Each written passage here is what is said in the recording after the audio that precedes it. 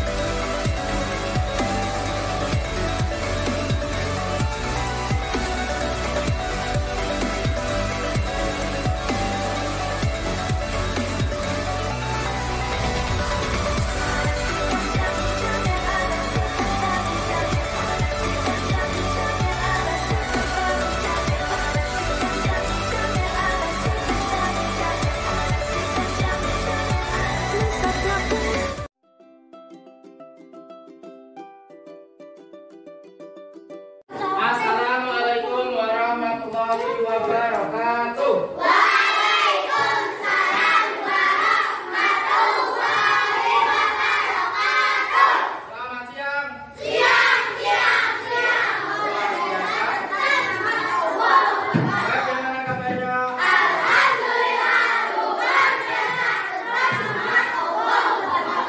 Tepuk semangat.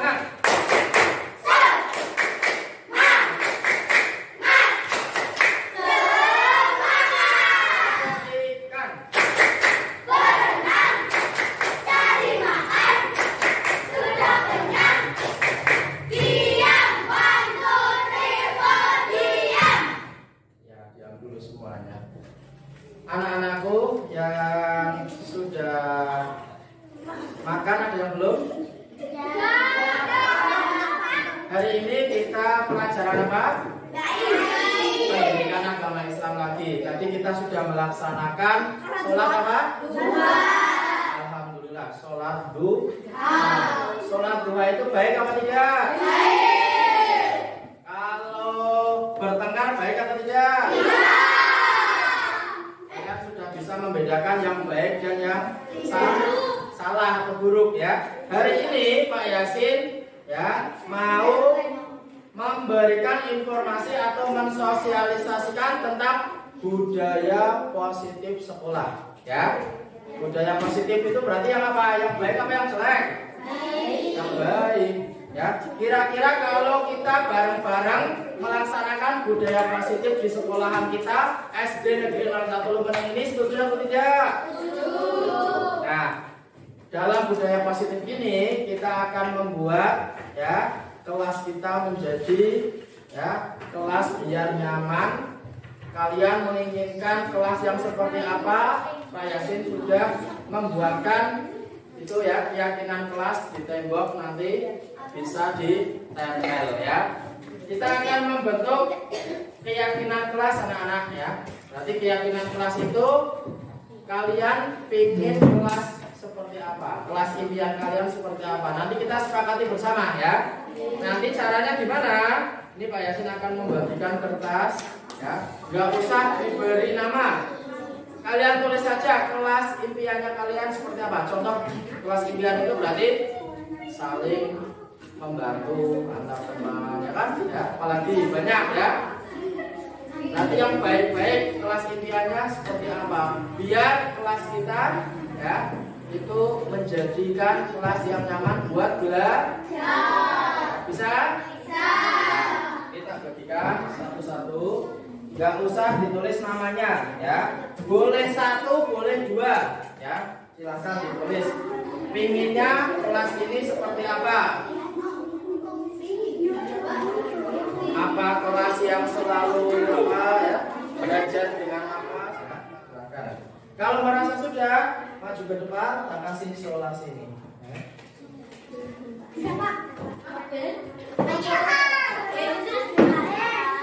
Sudah semua duduk.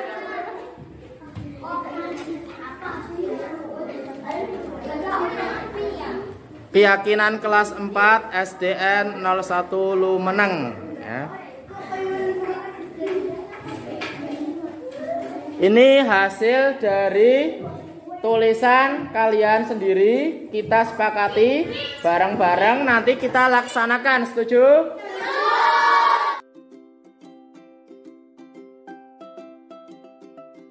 Assalamualaikum warahmatullahi wabarakatuh. Perkenalkan, nama saya Lutfi Maulana dari SD 01 Lumeneng. Perasaan saya sangat bahagia dengan adanya keyakinan kelas ini. Semoga saya dan teman-teman dapat menerapkan dalam pembelajaran ini. Terima kasih. Wassalamualaikum warahmatullahi wabarakatuh. Assalamualaikum warahmatullahi wabarakatuh. Perkenalkan, nama saya Priscilia Naurajana. Saya siswa dari kelas 4 SDN 01 Lumeneng. Saya sangat senang dengan adanya keyakinan kelas ini karena saya dan teman-teman bisa belajar dengan nyaman. Terima kasih.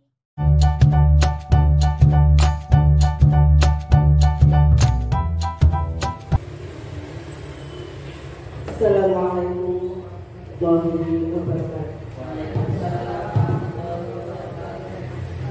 Bismillahirrahmanirrahim. Alhamdulillahirabbil alamin. Nasta'in ala umuri dunya waddin. Wala haula wala quwwata illa billahil aliyyil azim. Amma ba'du. Yang saya hormati Ibu Susilawati SPD SD selaku Kepala Sekolah SDN 01 Lumeneng. Yang saya hormati Bapak Ibu Guru serta karyawan SDN 01 Lumeneng. Pertama-tama kami panjatkan puji syukur kehadirat Allah Subhanahu wa taala yang telah memberikan rahmat dan hidayahnya kepada kita semua sehingga kita bisa melaksanakan acara diseminasi penyebaran pemahaman budaya positif di sekolah tanpa ada halangan suatu apapun. Salawat serta salam tak lupa kita curahkan kepada junjungan kita Nabi besar Muhammad SAW yang telah kita nanti-nantikan syafaatnya di hari yaumul qiyamah nanti. Amin. Allahumma amin. Bapak Ibu yang saya hormati, di sini saya sebagai pembawa acara akan membacakan susunan acara sebagai berikut. Yang pertama pembukaan acara, yang kedua sambutan-sambutan, acara yang ketiga acara inti, dan yang terakhir penutup. Untuk menyingkat waktu, marilah kita buka acara pada siang hari ini dengan pembacaan umul kitab. Hadratin Nabi Mustafa Rasulullah sallallahu alaihi wasallam. Al-Fatihah.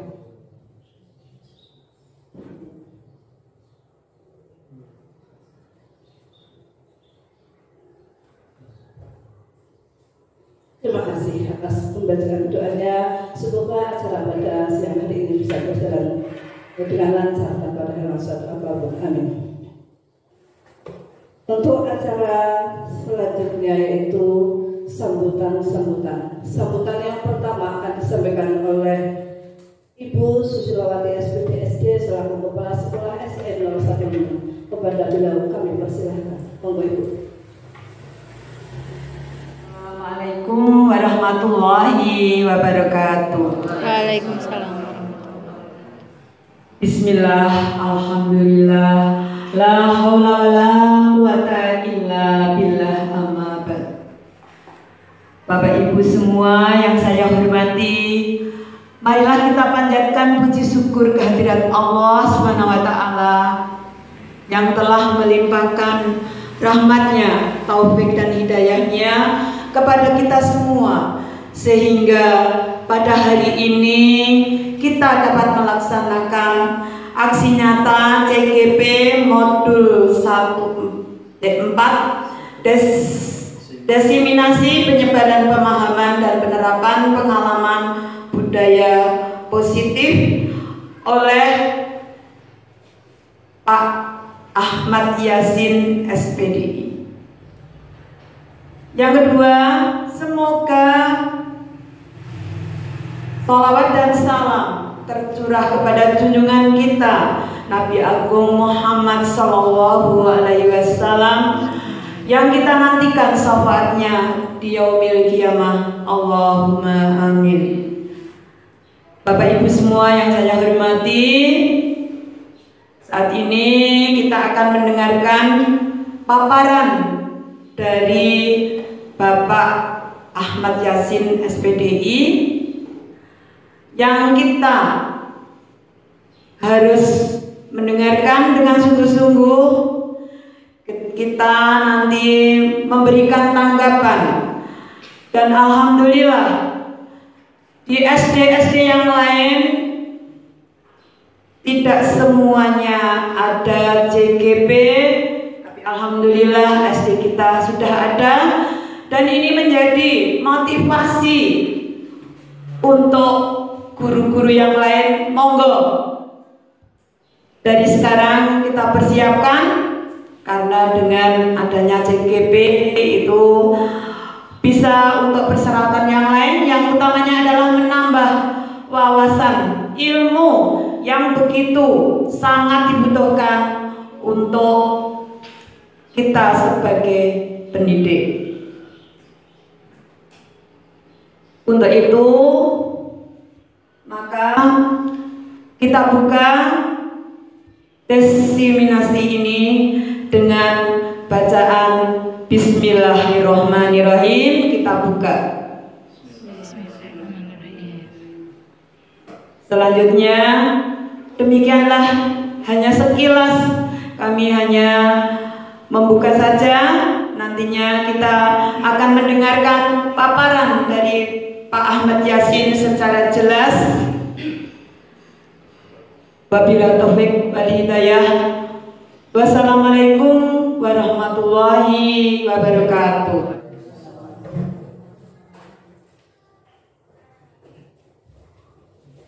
Terima kasih atas sambutannya.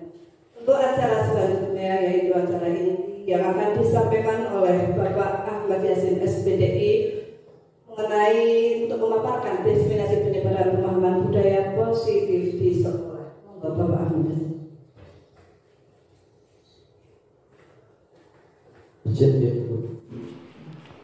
Bismillahirrahmanirrahim. Assalamualaikum warahmatullahi wabarakatuh. Yang saya hormati Ibu Kepala Sekolah SD Negeri 01 Lumeneng dan rekan-rekan serta karyawan SD Negeri 01 Lumeneng yang saya hormati pula. Alhamdulillah, kita panjatkan terlebih dahulu puji syukur kehadiran Allah Subhanahu wa taala.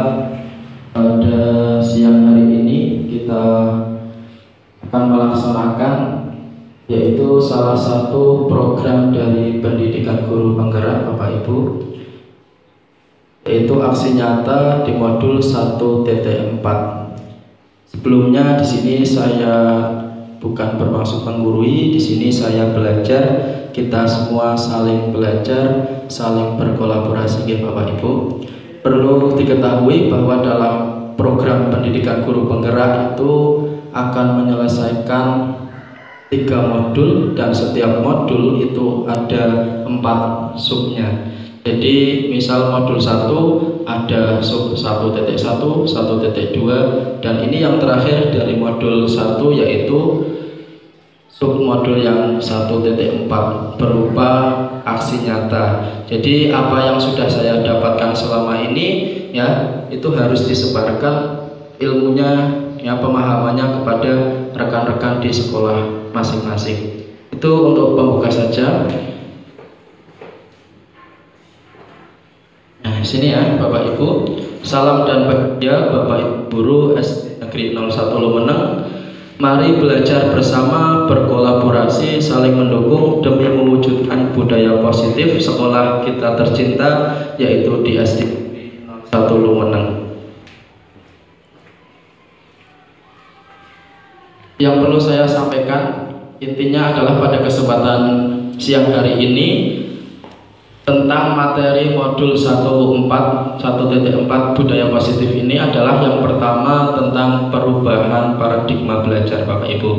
Kemudian yang kedua tentang disiplin positif, yang ketiga tentang kebutuhan dasar manusia, kemudian ada motivasi perilaku manusia, posisi kontrol restitusi, keyakinan kelas, dan yang terakhir tentang segitiga restitusi. Insya Allah mudah-mudahan harapannya yang saya sampaikan bisa diserap sehingga kita bersama-sama ya Bapak Ibu bisa untuk menjadikan ya sekolah kita itu dengan budaya positif ini, mudah-mudahan anak-anak kita ya kita bisa membimbing pada mereka untuk ya menuju ke tujuan pendidikan kita, yaitu mengantarkan anak-anak didik kita ya agar mencapai ya keselamatan, kesuksesan di dunia maupun di akhirat. Amin ya rabbal alamin.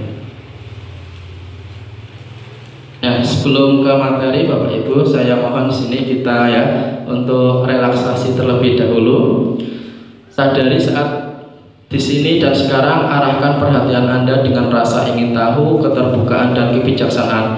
Bapak Ibu, saya mohon untuk menenangkan pikiran dulu ya, relaksasi, kita tarik nafas dalam-dalam kemudian mengeluarkannya ya. Kita hitung 1, 2, 3, 4, 5. Silakan Bapak Ibu ditarik nafasnya.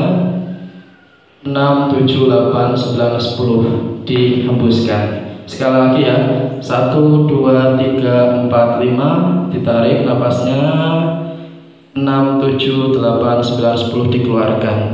Alhamdulillah, mudah-mudahan dengan ya tadi proses seperti itu kita bisa lebih tenang ya pikiran kita, hati kita, sehingga materi kita bisa kita serap dengan baik. Sebelumnya di sini Bapak Ibu saya ingin bertanya, ada pertanyaan pemantik yang sangat menarik ini Bapak Ibu. Apakah Anda setuju dengan pernyataan ini? Yang pertama, hukuman dapat mendisiplinkan anak. Setuju tidak kira-kira? Tidak. Ada yang bisa memberi alasan? Ya, coba Bu Julia. Maaf, karena disiplin anak dengan cara hukuman itu berlaku ketika kita belum mengalami masa merdeka belajar. Kalau itu sebetulnya kan era zaman dahulu, apalagi berkenaan dengan hukuman fisik. Kalau sekarang mungkin ada aturan atau hukum yang mengenai tentang hak tentang anak. Apabila seorang guru memberikan hukuman terlebih kepada hukuman disiplin, kita akan langsung berhadapan dengan hukum itu sendiri. Menurut saya itu sangat tidak diperkenankan. Terima kasih. Terima kasih Bu Juwaria sudah memberikan tanggapannya. Berarti tidak setuju gitu ya. Ini di sini saya tidak akan memberikan jawabannya apa, karena nanti jawabannya pasti akan kita dapatkan setelah materi yang saya sampaikan ini selesai ya. Yang kedua, pemberian hukuman dengan hal positif seperti membaca atau membersihkan halaman sekolah dapat meningkatkan disiplin anak. Setuju tidak ini? Pasti ada yang setuju, ada yang tidak. Setuju tidak ini? Saya setuju ya. Ada yang tidak? Setuju. Ya, yang ketiga, memberi penghargaan dapat meningkatkan motivasi belajar anak. Setuju juga. Nah, simpulannya apa? Nanti Bapak Ibu insya Allah setelah materi ini saya paparkan, oh ternyata tadi yang saya jawab benar misalnya, tadi yang saya jawab masih keliru ya. Ini nanti ada hubungannya dengan teori motivasi ya Bapak Ibu. Next terlebih dahulu. Nah, tadi sudah saya sampaikan yang pertama yaitu pembelajaran dengan paradigma baru. Maksudnya apa sih pembelajaran dengan paradigma baru itu Bapak Ibu? Pembelajaran dengan paradigma baru dirancang berdasarkan prinsip pembelajaran yang terdiferensiasi ya. Pernah dengar ya Bapak Ibu ya? Pembelajaran diferensiasi itu adalah pembelajaran yang kita mengakomodasi seluruh potensi anak ya. Karena setiap anak itu memiliki karakter ya, memiliki kepribadian yang berbeda-beda. Ada yang potensinya di gerak ya tari, ada yang potensinya lebih di matematika, hitung-hitungan ya, dan lain sebagainya. Jadi sebagai seorang guru kita diharapkan bisa memberikan pembelajaran ya dengan menyesuaikan perbedaan karakter anak tersebut, sehingga setiap siswa belajar sesuai dengan kebutuhan dari tahap perkembangannya untuk mewujudkan profil pelajar Pancasila. Apa profil pelajar Pancasila itu, Bapak Ibu? Di sini sudah saya lampirkan juga. Yang pertama, beriman, bertakwa kepada Tuhan Yang Maha Esa dan berakhlak mulia. Yang kedua, berkebinekaan global, bergotong royong, kreatif, mandiri, bernalar kritis. Nah, di sini biar tidak ngantuk ya Bapak Ibu. Ya, kita menyanyi bareng-bareng ya Bapak Ibu, pelajar Pancasila dengan gerakan.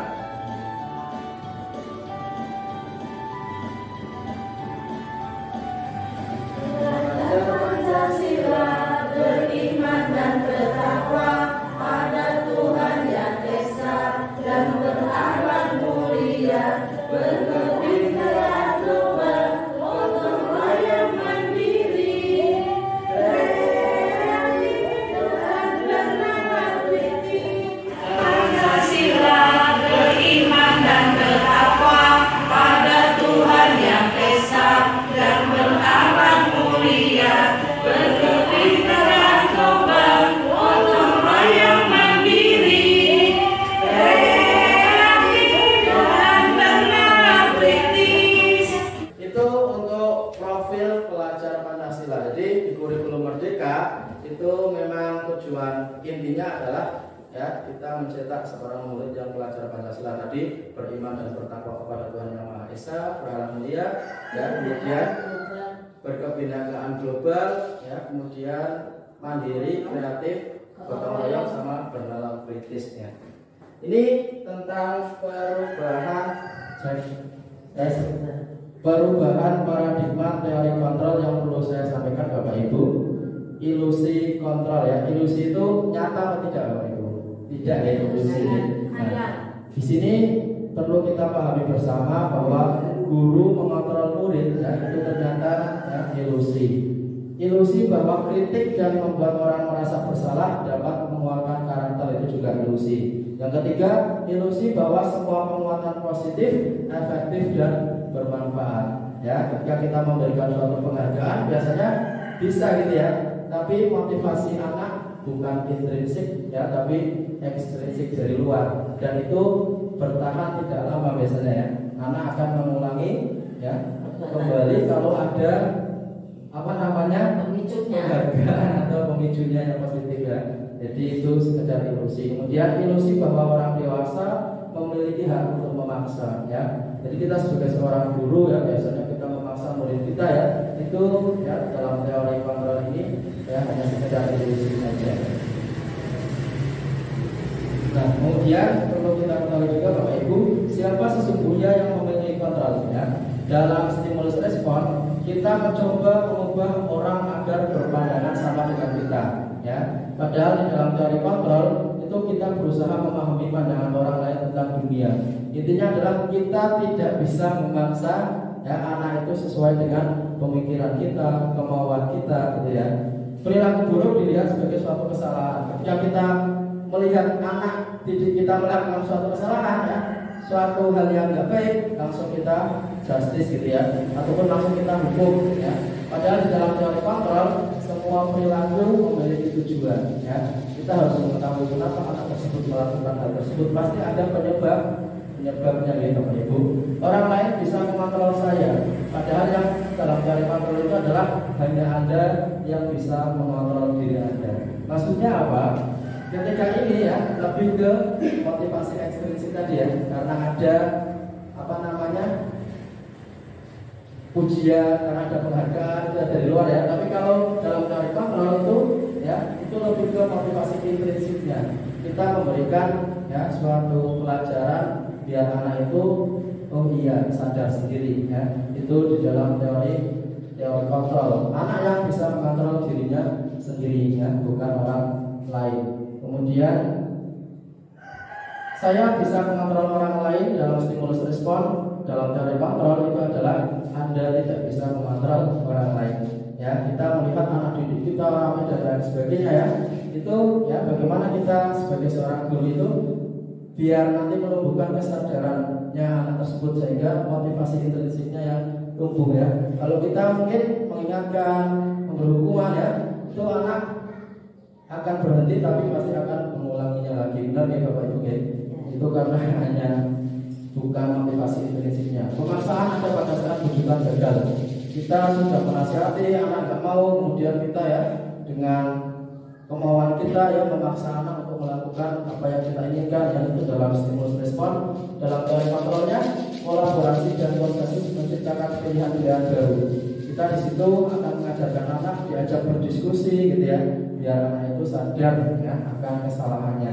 Kemudian model berpikir menang kalah, ya maksudnya adalah kita yang sebagai guru berkuasa gitu ya.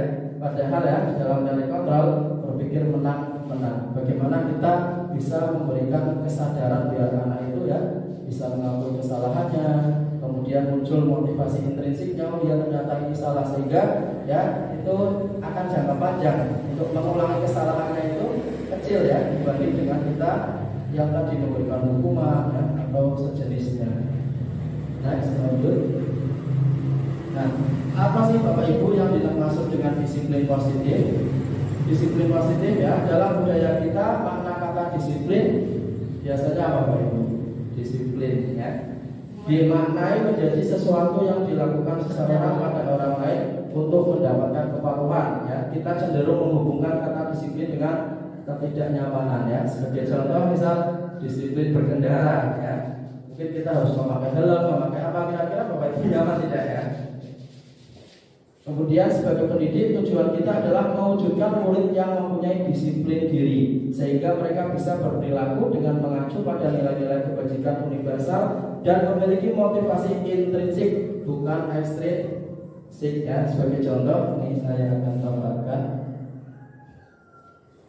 disiplin positif ya, artinya adalah merupakan salah satu cara untuk penerapan disiplin yang bertujuan untuk menumbuhkan kesadaran serta memperdayakan anak untuk melakukan sesuatu tanpa sokongan, ancaman maupun hukuman ya. Jadi bagaimana kita menumbuhkan disiplin positif itu biar anak itu tumbuh motivasi intrinsiknya ya, bukan ekstrinsik.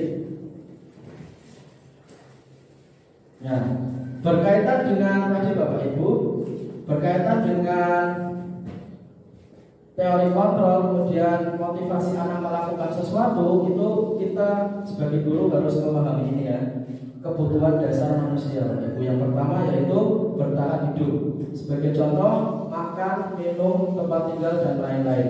Ya, ini tidak hanya anak saja, kita sebagai guru pasti ya juga harus memenuhinya ya, ini bertahan hidup. Kemudian yang kedua, kasih sayang sesama manusia. Contohnya di sini adalah siswa cari perhatian ya. Banyak kadang anak-anak yang mereka itu ya ramai dan lain sebagainya, ternyata mereka kurang kasih sayang dan lain sebagainya. Sebagai seorang guru kita harus ya sampai ke sana ya berpikiran, kemudian nanti bisa menangani hal ini ya. Kita harus paham kebutuhan dasar manusia ini Bapak Ibu. Kemudian yang ketiga, penguasaan. Siswa yang ingin menang sendiri dan ingin merasa paling hebat. Ini ya fitrahnya atau nalurinya kebutuhan manusia memang ada. Jadi pada anak didik kita ya ada yang namanya penguasaan tadi. Siswa ingin menang sendiri ya dan ingin merasa paling hebat. Kemudian yang keempat yaitu kebutuhan dasar kebebasan atau freedom. Artinya siswa tidak ingin tertekan, bebas, merdeka ya. Dalam artian mungkin mereka ramai, ternyata kita sebagai guru ya mungkin dalam mengajar ya masih hanya itu saja, ternyata mereka ingin kebebasan tidak, ingin sesuatu yang baru. Jadi kita bisa harus memahami kebutuhan dasar manusia ini. Yang terakhir yaitu kesenangan. Siswa ingin menemukan kesenangan dalam pembelajaran tadi ya. Jadi kita sebagai guru juga harus memahami bahwa manusia itu ada 5 kebutuhan dasar ya yang harus ya, dan biasanya anak didik kita juga akan merasakannya. Nah, kemudian dari kebutuhan dasar tadi, ini Bapak Ibu yang sudah saya singgung tadi, muncullah motivasi perilaku manusia. Jadi manusia di dalam berperilaku itu ya pasti ada motivasinya. Dan motivasi ini ya itu dibagi 3. Yang pertama yaitu Motivasi perilaku manusia yaitu dorongan yang timbul pada diri seseorang secara sadar atau tidak sadar untuk melakukan suatu tindakan dengan tujuan tertentu. Itu motivasi ya. Yang pertama yaitu untuk menghindari ketidaknyamanan atau hukuman. Itu motivasi manusia yang pertama. Murid melakukan disiplin diri karena takut dihukum. Ya, ini motivasinya masuk ke eksternal. Ya, jadi anak itu berubah tapi karena takut dihukum, ya, itu untuk menghindari ketidaknyamanan. Yang kedua, untuk mendapatkan imbalan dari orang lain, ya, entah itu dipuji, entah itu dikasih uang atau sebagainya. Contoh, murid melakukan disiplin karena ingin mendapat imbalan atau pujian. Ini juga masuk motivasi eksternal, ya, dari luar. Dan yang ketiga, ini Bapak Ibu yang paling penting, yaitu motivasi perilaku manusia untuk menghargai dirinya sendiri. Ya, murid melakukan disiplin karena sadar akan kebajikan dirinya. Ya, ini motivasi internal dan tujuan dari disiplin positif ini, Bapak Ibu. Jadi kita sebagai guru, ya, harapannya bisa melaksanakan yang ketiga ini pada anak didik kita. Ya, motivasi perilakunya biar menghargai diri sendiri. Yang kedua, mungkin kita bisa melakukan yang pertama, melakukan, tapi biasanya nggak akan bertahan lama, Bapak Ibu, ya. Anak akan mengulangi kesalahannya kembali. Ini tentang motivasi perilaku manusia.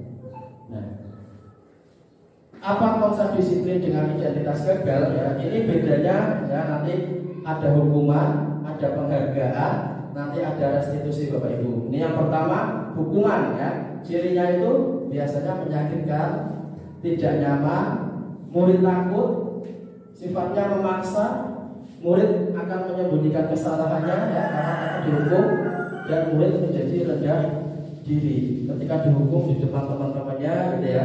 Orang lain ataupun temannya itu melihat, dia akan merasa minder ataupun harga dirinya turun, gitu ya. Kemudian penghargaan itu cirinya biasanya tidak efektif, ya. Tidak efektif itu ya biasanya kalau kita memberikan penghargaan terus juga bisa saja kita uangnya habis, ya, apa-apa, gitu ya. Pasti kita akan boros atas penghargaan. Kemudian merusak hubungan, ya, sifat iri. Kita muji terus dengan si A, ya, kita ngasih hadiah terus dengan si A karena prestasinya atau apa. Ternyata murid yang lain, ya, itu secara tidak langsung mereka merasa iri seperti itu. Mematikan kreativitas juga, ya. Kalau yang itu yang dapat itu saja, gitu ya. Kemudian yang lainnya nggak mau kreatif. Menghukum dengan sistem ranking, ya, ini ya Bapak Ibu dalam kurikulum Merdeka sebenarnya, ya, sudah tidak diperkenankan ranking ini, ya, karena tadi alasannya penghargaan ini, ya, itu sifatnya mematikan kreativitas, tidak efektif, dapat menimbulkan sifat iri, gitu ya, dan merampas hak menghargai dirinya. Ini ciri hukuman dan penghargaan. Nah, tadi yang gagal, ya, konsep disiplin dengan identitas sukses, Bapak Ibu. Ini ada konsekuensi dan yang kedua ada restitusi. Apa konsekuensi itu? Cirinya yaitu penguatan jangka pendek, ya. Ini baik tapi jangka pendek, ya. Perlu monitoring berkelanjutan, evaluasi, stimulus, respon, ya. Nanti akan saya paparkan contohnya masing-masing. Ya, konsekuensi itu seperti apa, hukuman itu seperti apa, ya. Jadi kita akan mengetahui perbedaannya. Murid menghormati peraturan, ya. Biasanya kalau dalam konsekuensi itu ada peraturan, gitu ya. Misal peraturan seperti ini, peraturannya hari Senin siswa harus memakai atribut lengkap. Ternyata dia tidak memakai, ada konsekuensinya, gitu ya. Ini biasanya konsekuensi sifatnya ada peraturannya dulu. Kehilangan waktu untuk merenungi kesalahan. Kemudian yang restitusi, ya Bapak Ibu, murid bertanggung jawab untuk perilakunya, ya. Cirinya yaitu fokus pada pemecahan masalah jangka panjang. Kemudian murid menghormati dirinya dan orang lain. Teori kontrol, dirinya memegang kontrol, ya, maksudnya tadi anak tersebut yang bisa tadi, ya, mengubah sikapnya bukan orang lain. Teori kontrol. Murid bersemangat memperbaiki kesalahannya. Kira-kira dari tempat tadi yang paling bagus yang mana, Bapak Ibu? Ya, iya, restitusi, ya. Pernah dengar Bapak Ibu restitusi itu apa? Ya, kita akan mempelajarinya lebih mendalam, ya. pada materi ini. Nah, apa perbedaan, apa pengertian restitusi itu Bapak Ibu? Konsep disiplin dengan pendekatan restitusi ini di dalam budaya positif memang yang ditekankan ini Bapak Ibu, bagaimana saya bisa menyebarkan pemahaman kaitannya dengan restitusi ini.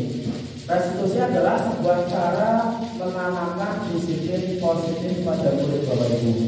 Pengertian restitusi apa? Restitusi adalah proses menciptakan kondisi bagi murid untuk memperbaiki kesalahan mereka, sehingga mereka bisa kembali pada kelompok mereka dengan karakter yang lebih kuat, tidak menjatuhkan, ya, tidak memberi hukuman. Ya, bagaimana caranya? Nanti akan saya paparkan. Ciri restitusi apa? Bukan menembus kesalahan, namun belajar dari kesalahan, memperbaiki hubungan, ya, baik itu antar guru, antar teman, tawaran, ya, bukan paksaan. Karena nanti dari dalam restitusi kita akan mengajak anak itu ya berdiskusi, ya. Kita akan menyadarkan mereka, bukan memaksa. Menuntun untuk melihat ke dalam diri, ya. Nanti ini kaitannya dengan keyakinan kelas. Kemudian mencari kebutuhan dasar yang mendasari tindakan, fokus pada karakter bukan tindakan, dan memuatkan dan fokus pada solusi. Nanti di dalam restitusi itu, ya, pasti akan ada solusinya, ya. Apa sih restitusi itu Bapak Ibu? Ini perbedaannya ya di sini. Contoh kasus, siswa sering tidak mengerjakan PR, ya. Kita sering menemui siswa kita sering tidak mengerjakan PR. Hukuman, guru menghukum siswa tersebut hormat bendera selama 10 menit, ya. Si A mengerjakan PR, langsung dihukum untuk hormat bendera 10 menit. Guru marah dan murid menjadi takut, ini efeknya, ya. Konsekuensi, guru memberikan konsekuensi untuk mengerjakan PR-nya saat istirahat atau dikerjakan sebanyak 3 kali lipat, ya. Ini konsekuensi karena dia tidak mengerjakan PR, ya. Guru memberikan gitu, ya, konsekuensi yaitu mengerjakan PR nanti istirahat atau, ya, bahkan mengerjakan PR-nya lebih banyak 3 kali, ya. Guru tegas dan siswa menghormati peraturan, ya. Ini apa namanya, konsekuensi, tidak ada peraturan yang terlebih dulu, ya. Dan anak tahu kalau itu salah, kemudian dia akan melakukan perbaikan nanti, ya. Ini konsekuensinya. Nah, kalau restitusi apa Bapak Ibu? Guru menanyakan keyakinan kelas atau dirinya dan membantu siswa menyelesaikan masalahnya. Jadi di dalam prinsip restitusi ini harus sudah dibuat yang namanya keyakinan kelas Bapak Ibu. Ya, makanya pentingnya kita buat keyakinan kelas di dalam kelas. Itu nanti kita akan menyadarkan, ya, anak, oh ternyata keyakinan kelas itu sudah dibuat oleh mereka, ya. Kelas impian mereka itu seperti apa? Mereka yang menginginkan sendiri, ya. Kita tinggal mengingatkan, kemudian, ya, kita arahkan, ya. Guru terbuka dan siswa menghormati dirinya dan orang lain. Untuk lebih jelasnya lagi, akan saya paparkan Bapak Ibu. Ini sekedar. Assalamualaikum warahmatullahi wabarakatuh.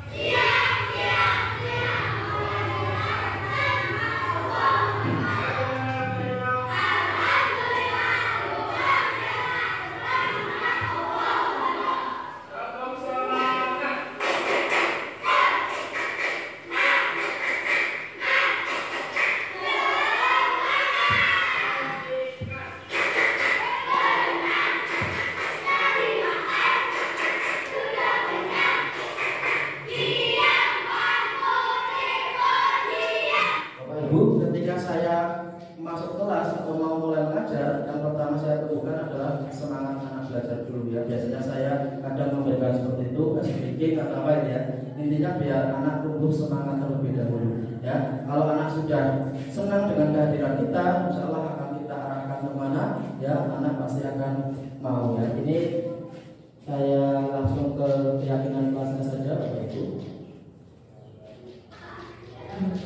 Bedakan yang baik dan yang salah atau buruk, ya. Dari ini Pak Yasin, ya, mau memberikan informasi atau mensosialisasikan tentang budaya positif sekolah. Budaya positif juga penting kita sampaikan ke anak.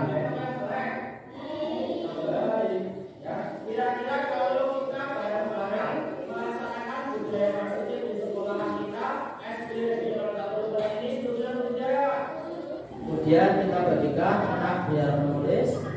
Setelah itu anak tempel di papan tulis, kemudian dipilih ya secara bersama-sama yang disepakati bersama yang mana. Keyakinan kelas 4 SDN 01 Lumeneng. Ya. Ini hasil dari tulisan kalian sendiri, kita sepakati bareng-bareng, nanti kita laksanakan. Setuju? Nah, ini sebagai contoh tadi sudah saya tempel ya di kelas. Nah, ini yang penting lagi Bapak Ibu. Mengapa tidak peraturan saja? Mengapa harus keyakinan kelas? Ya. Kenapa kok harus keyakinan kelas? Padahal peraturan saja cukup Bapak Ibu. Ya, di sini sebagai contoh. Mengapa kita memiliki peraturan harus menggunakan helm bila mengendarai kendaraan roda 2? Ya, kira-kira gimana? Ya. Untuk mendukung motivasi intrinsik, kembali ke nilai-nilai keyakinan-keyakinan yang lebih menggerakkan seseorang dibandingkan mengikuti serangkaian peraturan-peraturan.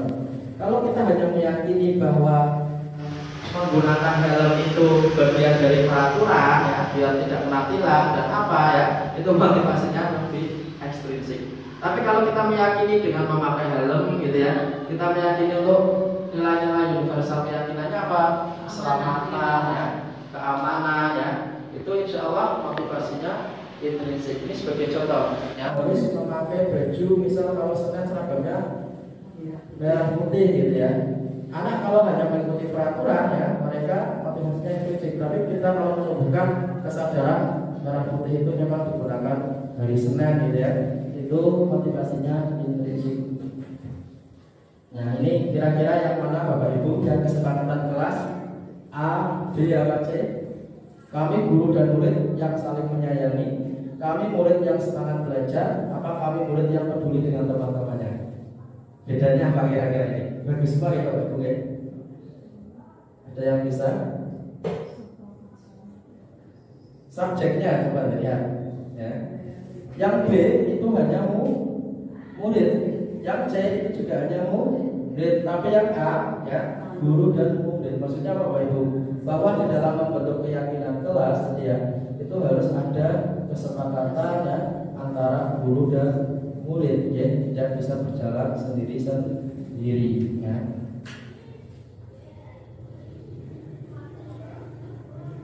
Nah, ini bedanya peraturan tadi dengan keyakinan kelas Bapak Ibu.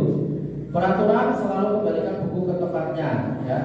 Keyakinan kelasnya tanggung jawab. Ini nilai-nilai universal tadi. Cara menggunakan narkoba, ya, ini kan peraturannya. Kemudian keyakinan kelasnya yaitu kesehatan, ya. Bergantian atau menunggu giliran, menghormati orang lain, gunakan masker untuk kesehatan, keselamatan, jangan berlari di kelas atau kantor atau koridor, ya. Keselamatan, keamanan. Ini kaitannya dengan keyakinan kelas Bapak Ibu. Nah, ini saya ingin bertanya Bapak Ibu, tindakan guru mencatat 100 kali di dalam buku kalimat, saya tidak akan terlambat lagi karena terlambat sekolah. Kira-kira hukuman atau konsekuensi? Mencatat 100 kali di dalam buku, saya tidak akan terlambat lagi. Konsekuensi atau hukuman? Saya beri stimulus ya. Apa sih bedanya konsekuensi dengan hukuman? Biasanya kalau hukuman itu, ya, anak itu belum tahu kesalahannya, ya. Tiba-tiba kita langsung menghukum ini gitu ya. Tapi kalau konsekuensi, biasanya itu anak tahu ya, gitu ya. Oh, karena ini tuh salah, gitu ya. Ini kira-kira hukuman apa? Sepihak kalau hukuman itu. Konsekuensi. Mencatat 100 kali di dalam buku kalimat, saya tidak akan terlambat. Ini bukan konsekuensi. Oh, ternyata hukuman Bapak Ibu. Di sini berarti hukuman karena kenapa? Mencatat 100 kali di dalam buku kalimat, saya tidak akan terlambat lagi. Itu berarti guru hanya secara sepihak langsung menghukum, gitu ya. Jadi tidak diajak komunikasi dulu. Di sini hukuman. Lari mengelilingi lapangan itu juga hukuman. Murid diminta untuk push up itu hukuman, ya. Jadi langsung memberikan sesuai keinginannya, gitu ya. Menggantikan kertas tugas teman yang telah dicoret-coret. Nah, ini konsekuensi, ya. Menggantikan kertas tugas teman yang telah dicoret-coret. Berarti dia ada sebab, ada akibat, gitu ya. Kalau konsekuensi itu ya. Kemudian lanjutannya membersihkan tumpahan air di meja tulis karena tersenggol pada saat belajar, itu juga masuk konsekuensi Bapak Ibu. Dia melakukan sesuatu, kemudian dia akan menggantikannya. Murid disuruh untuk tidak mengenakan sepatu, nah ini hukumannya. Lari mengelilingi lapangan basket 2 kali karena terlambat 10 menit untuk pelajaran PJOK, itu masuk konsekuensi. Ini memang mirip-mirip ya Bapak Ibu, hukuman dengan konsekuensi. Kita harapannya sebagai guru nanti melakukannya yang restitusi ya.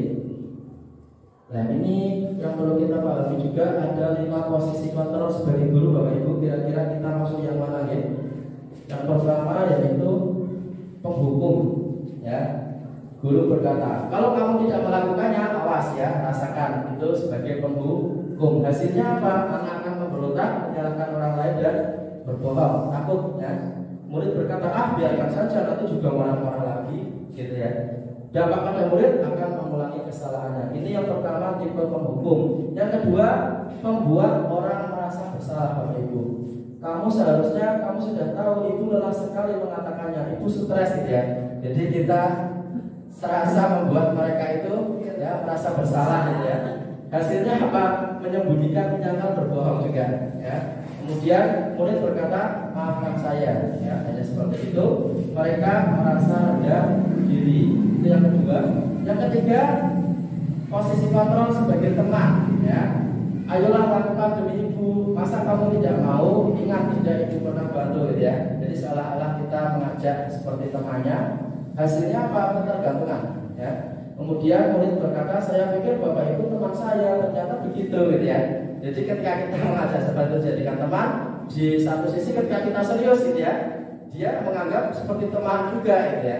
Itu kalau kita memposisikan diri sebagai teman. Lemah, tidak mandiri dan tergantung. Paling guru saya seperti teman saya gitu ya, tergantungan. Kemudian yang keempat, pemantau. Apa peraturannya? Kemudian hasilnya menyesuaikan diri bila diawasi. Murid akan berkata, berapa banyak bintang yang saya harus peroleh, berapa halaman yang harus saya tulis, dan dampak pada murid menitik beratkan pada sanksi atau hadiah untuk dirinya. Dan yang terakhir yaitu manajer Bapak Ibu, menghargai diri sendiri. Apa yang kita yakini, apa yang bisa kau kerjakan untuk memperbaiki masalah ini, menguatkan pribadi. Kemudian murid berkata, bagaimana caranya saya bisa memperbaiki keadaan, mengevaluasi diri, bagaimana caranya memperbaiki diri. Kira-kira yang paling bagus yang mana Bapak Ibu? Kita sebagai apa ya? Mungkin kita bisa mengevaluasi dulu selama ini kita sebagai apa ya. Di antara 5 ini pasti ada di dalam diri kita ya.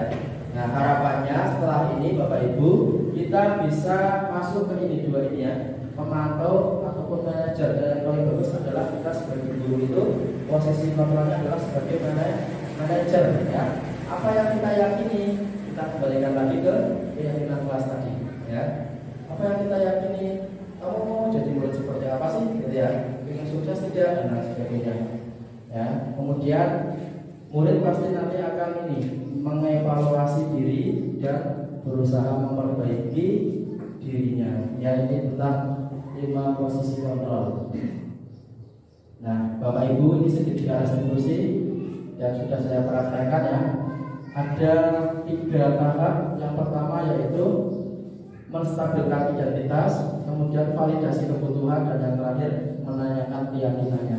Jadi sebelum melakukan segitiga restitusi ini harus sudah membuat keyakinan kelas dulu Bapak Ibu ya. Karena nanti di dalam melakukan segitiga restitusi ini kita akan ya mengingatkan atau membimbing, menyadarkan mereka tentang keyakinan kelas yang sudah dibuat itu seperti apa ya. Nah ini sebagai contoh Bapak Ibu,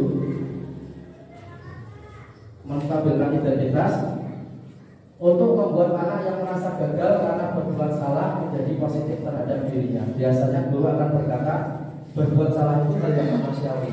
Jadi ketika anak berbuat salah, kita nggak langsung bilang ya itu salah dan sebagainya, tapi kita ya akan bilang berbuat salah itu hal yang manusiawi. Tidak ada manusia yang sempurna. Bapak Ibu juga pernah berbuat salah ya. Kita pasti bisa menyelesaikan permasalahan ini. Bapak Ibu tidak tertarik untuk mencari tahu siapa yang benar, siapa yang salah. Bapak Ibu lebih tertarik untuk menyelesaikan masalah ini. Kalau kamu menyalahkan dirimu sendiri terus menerus, apakah kamu bersikap baik pada dirimu sendiri gitu ya. Jadi ini menstabilkan identitas setelah anak berbuat salah. Kemudian yang kedua, validasi kebutuhan, ya.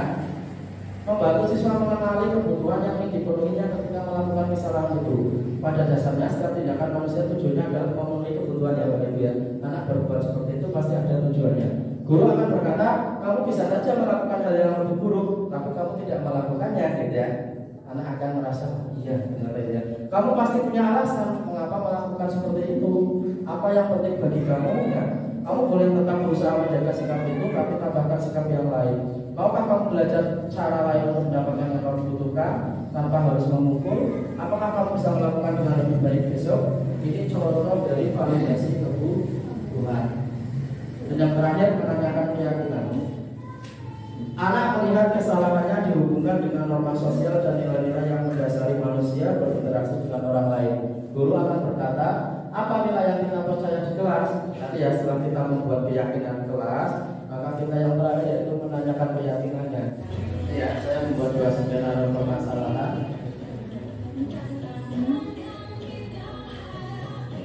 Kasus pertama, anak berkelahi.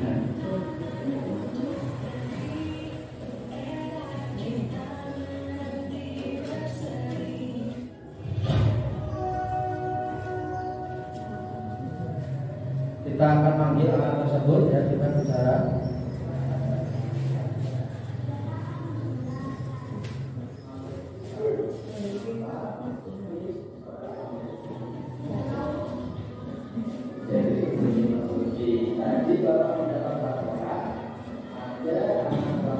Saya pertama menstabilkan dulu ya.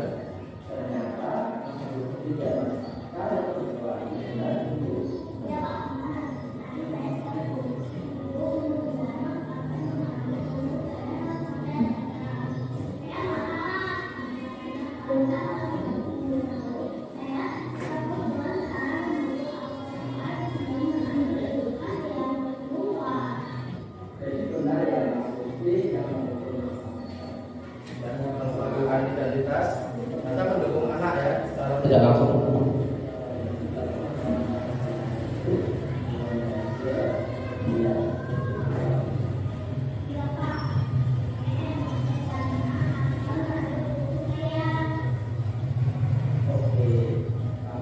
Kemudian yang kedua, validasi tindakan yang salah.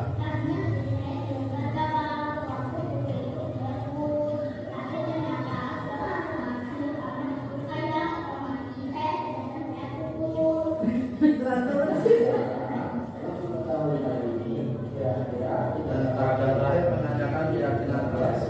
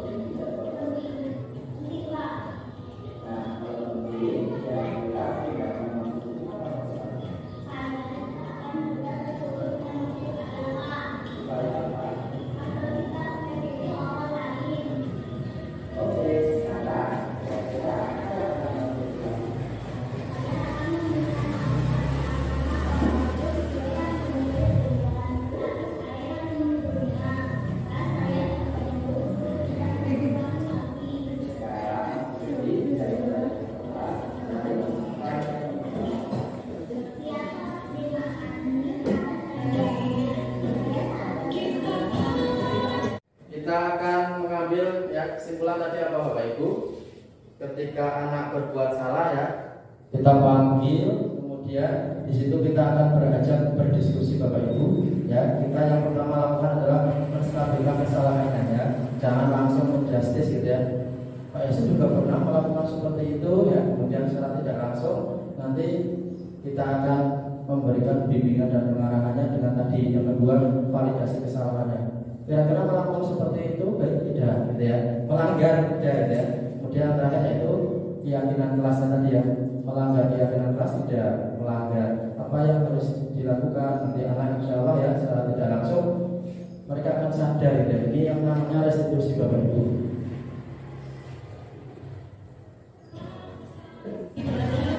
kasus yang kedua, karena tidak mengerjakan PR, ya intinya adalah sama Bapak Ibu ya.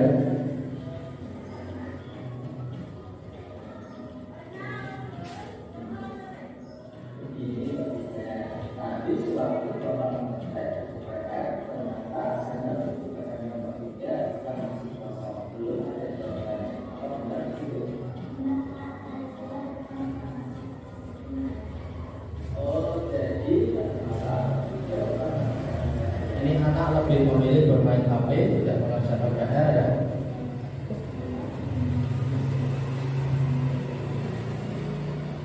Jadi baginya adalah lebih memilih bermain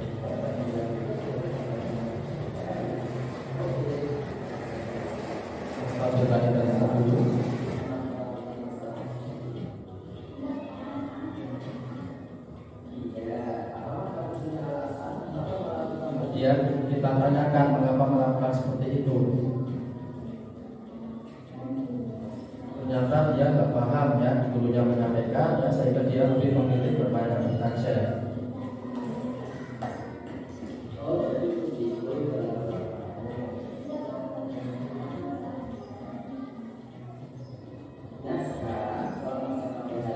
Kemudian kita akan ajak ya, menanyakan keyakinan kelasnya.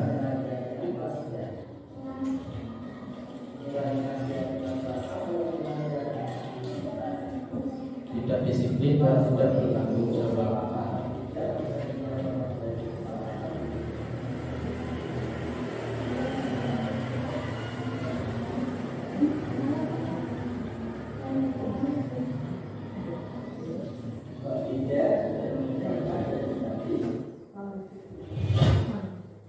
Nah, Bapak Ibu, setelah tadi saya paparkan materi dari awal dan akhir ya, tentang budaya positif, teori kontrol, tentang restitusi, ini yang terakhir kesimpulannya Bapak Ibu. Dalam menerapkan disiplin positif, hendaknya guru memiliki standar kepribadian, profesional dan sosial yang baik, di mana guru mampu berefleksi pada posisi kontrolnya saat ini. Bagaimana perjalanan dirinya sebagai seorang among, yaitu posisi manajer yang menuntut murid menjadi insan yang mandiri, merdeka dan bertanggung jawab. Mungkin untuk materi diseminasi atau penyebaran pemahaman tentang budaya positif ini cukup sekian Bapak Ibu. Sebelum ditutup, mungkin ada yang ingin bertanya, silakan Bapak Ibu. Silakan. Ya, khusus. Dari pemaparan tadi budaya positif, kami hanya ingin penjelasan lebih lanjut. Yang pertama yaitu tentang hukuman. Di situ berarti untuk guru apakah bisa menghukum anak? Di situ kalau memang boleh berarti jenis hukuman yang bagaimana, atau di situ hukuman berarti dengan paparan tadi digantikan dengan restitusi. Terus yang kedua yaitu kaitannya dengan motivasi intrinsik dan ekstrinsik ya. Nah, di situ berarti motivasi ekstrinsik bisa menimbulkan motivasi intrinsik ya. Dengan contoh misalnya dengan adanya anak misalnya terlambat untuk ke sekolah, misalnya 1/4 jam untuk, padahal hari itu ulangan, berarti kan anak itu kurang 1/4 jam untuk mengerjakan tugas. Dan dengan demikian gurunya akan menjelaskan bahwa ini akan merugikan dan sebagainya. Itu terus anak menjadi sadar, oh ya, berarti kalau terlambat itu akan merugikan diri sendiri. Berarti dengan demikian motivasi ekstrinsik bisa menimbulkan motivasi intrinsik. Apakah pemahaman seperti itu sudah betul? Terima kasih atas pertanyaannya khusus. Insya Allah saya berusaha menjawabnya. Yang pertama tadi kaitannya dengan hukuman ya Bapak Ibu. Tadi apa khusus hukuman? Hukuman apakah boleh untuk apakah boleh? Kalau yang boleh hukuman yang positif atau yang bagaimana? Ya, terima kasih. Apa artinya restitusi? Jadi Bapak Ibu di dalam penerapan budaya positif ini memang kita ditetapkan sebagai guru untuk lebih menumbuhkan motivasi intrinsik gitu ya.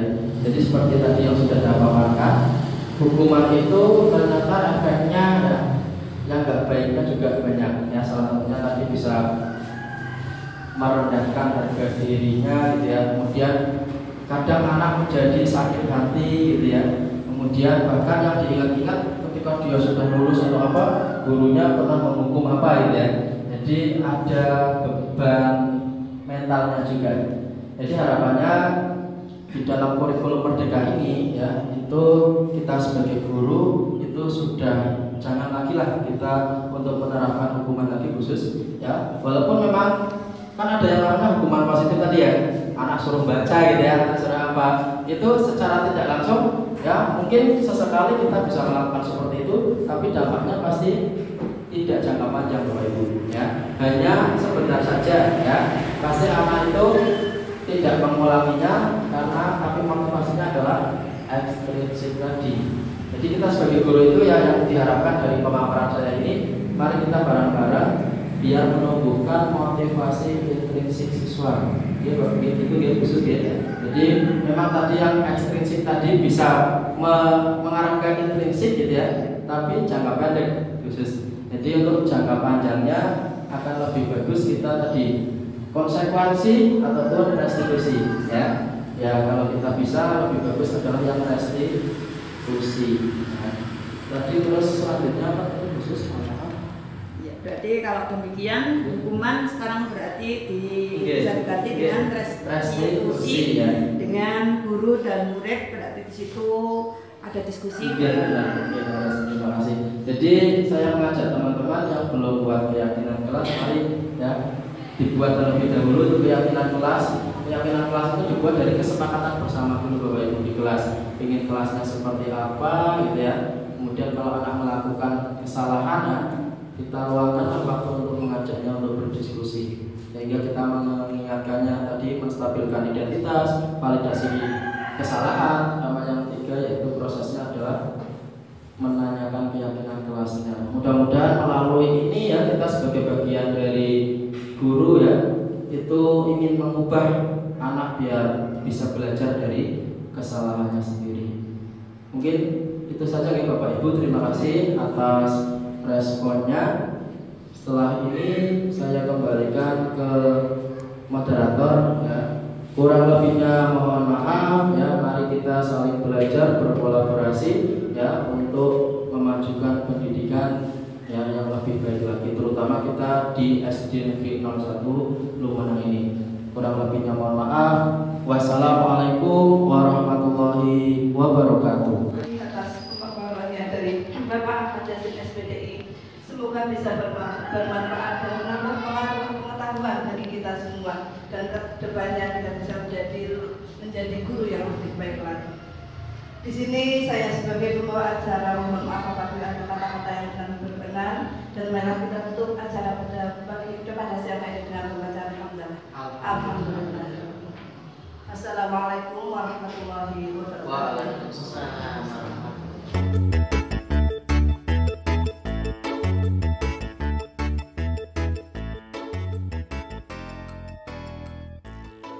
Menanggapi dari paparan tadi oleh Pak Ahmad Yasin SPDI, dalam memaparkan materinya tadi cukup jelas dan urut dalam penyampaiannya, dan beliaunya menguasai dari materi tersebut. Dan saya tambahi, semoga Pak Yasin lulus dengan predikat yang baik dan sukses. Untuk yang lain juga memotivasi supaya menyusul untuk CGP. Itulah. Wassalamualaikum warahmatullahi wabarakatuh. Assalamualaikum warahmatullahi wabarakatuh. Saya akan memberikan tanggapan dari tadi apa yang sudah dipaparkan oleh Bapak Ahmad Yasin SPDI. Beliau memaparkan dengan sangat rinci dan sangat menguasai materi, sehingga setelah saya mengikuti pemaparan beliau, saya mendapat pencerahan bahwa untuk menghukum anak itu sudah tidak efektif, tetapi harus menumbuhkan keyakinan pada diri anak untuk bertanggung jawab terhadap perilakunya sendiri. Sekian, terima kasih. Wassalamualaikum warahmatullahi wabarakatuh. Wabarakatuh. Terima kasih atas waktu yang telah diberikan kepada saya. Di sini saya akan memberikan umpan balik terkait apa yang telah tadi dipaparkan oleh Pak Yasin. Kami selaku guru-guru SDN 01 Lumeneng setelah mendapatkan pemaparan materi diseminasi yang berkaitan dengan hal-hal positif yang perlu dikembangkan, alhamdulillah ketika dari awal sampai akhir pemaparan kami mendapatkan banyak sekali pencerahan, di antara lainnya yaitu bahwa pemberlakuan hukuman untuk di zaman sekarang, khususnya setelah kita mendapatkan atau ada kurikulum terbaru yaitu Merdeka Belajar, sepatutnya tidak diberlakukan, kita ganti dengan hal-hal positif lainnya. Hal-hal positif lain dari anak kaitannya dengan hukuman, kita cari bagaimana caranya menggerakkan intrinsik atau motivasi dari diri anak itu agar tidak melakukan hal-hal yang pernah dilakukan kembali. Intinya kalau saya ambil penjabaran dari tadi, bahwa saya ambil ringkasannya saja, materi sudah cukup disampaikan dengan runtut, kemudian kami selaku guru-guru yang mendengarkan, kita jadi tahu, oh ternyata untuk kedepannya mudah-mudahan kami bisa menerapkan di pembelajaran kami. Mungkin hanya itu yang dapat saya sampaikan, mohon maaf, terima kasih. Wassalamualaikum warahmatullahi wabarakatuh.